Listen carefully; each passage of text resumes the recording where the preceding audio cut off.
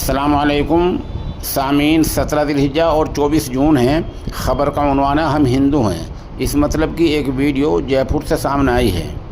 Video कहीं की भी हो सकती है, लेकिन जो ज़ुबान इसमें इस्तेमाल की गई है आप उसको सुने और सोचें कि हमारी सरकार क्या कर रही है। समझने का प्रयास करें, न जात पात में बटे, न ऊंच नीच में बटे। हम सनातनी हैं, हम हिंदू हैं, बस इस बात पर ध्यान रखें। कितना बर्दाश्त करेगा भाई? बर्दाश्त की सीमा होती है।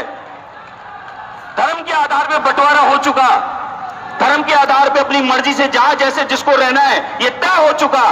उसके बाद हमारे अपने घर में रहकर, हमारे अपने शहर में रहकर, हमारे अपने देश में रहकर यहां पर इस प्रकार की गतिविधियां, ऐसी घटनाएं करना कहां तक उचित है?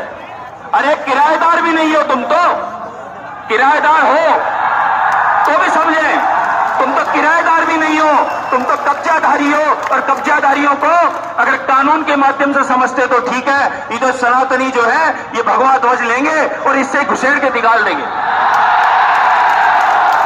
बर्दाश्त की सीमा होती है, कितना बर्दाश्त करेगा?